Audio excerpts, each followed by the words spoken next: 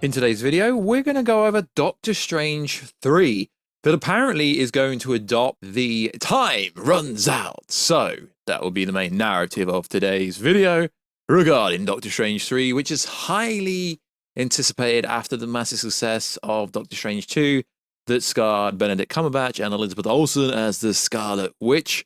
And as we know, Doctor Strange is the timekeeper, he still is.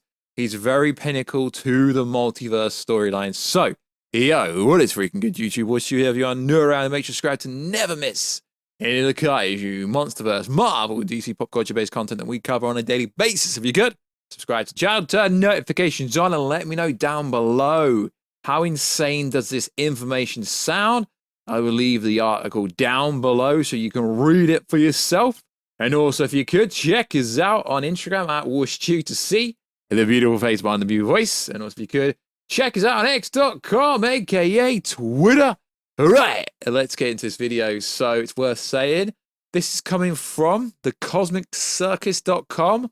The author, the writer is Alex Perez, who has a pretty good track record. It is worth saying, all information that comes out, it's not always 100% true. It does sound pretty cool.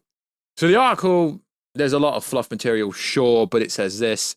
The film ends with a cliffhanger in which we see Doctor Strange walking down the street of New York calmly before abruptly pausing in pain, revealing a third eye growing out of his head. A post-credit scene later reveals a previous unknown sources clear Charlene Bjorn. She seeks out Doctor Strange for causing an incursion and requests, really demands his help before jumping into a portal leading to Dormammu in a dark dimension.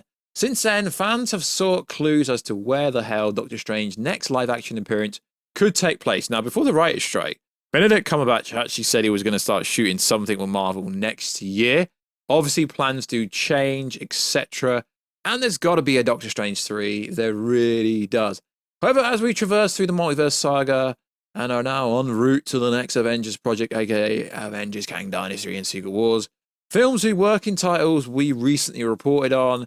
Now, I honestly don't think anything of code names. The code names of both of these movies literally have no correlation to anything, in my opinion. But it's always interesting to go over what code names are. I really don't think there's any validity to what the code names are. Apple Pie 1, Apple Pie 2, that is on CosmicCircus.com.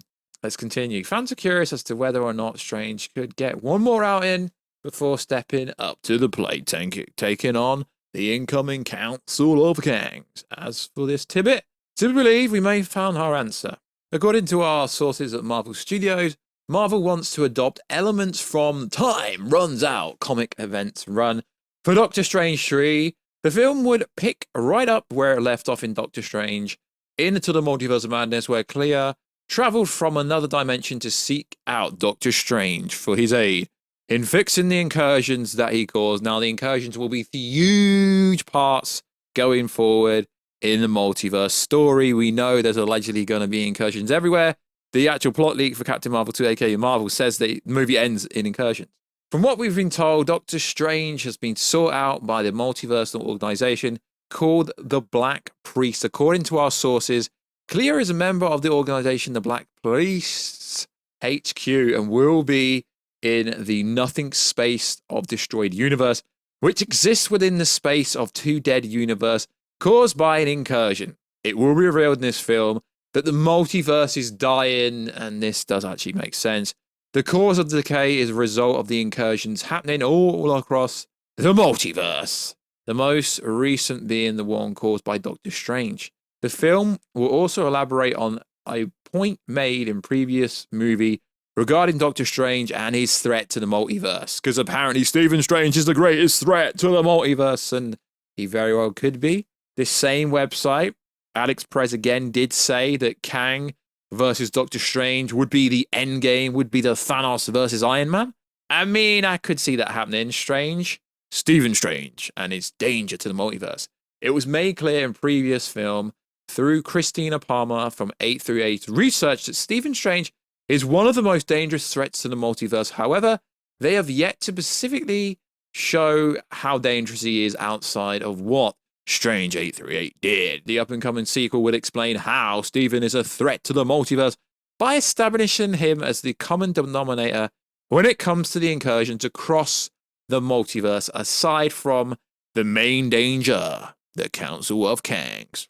Whilst it will be confirmed that the main reason for the decay of the multiverse is due to the incursions, hence why right at the end of Doctor Strange 2, Cleo's like, there's incursions. You caused them, help me, Stephen. Being caused by the Council of Kangs, it is unknown at the time if the film will feature a Kang variant or if the film will flat out confirm what the source of the decay is.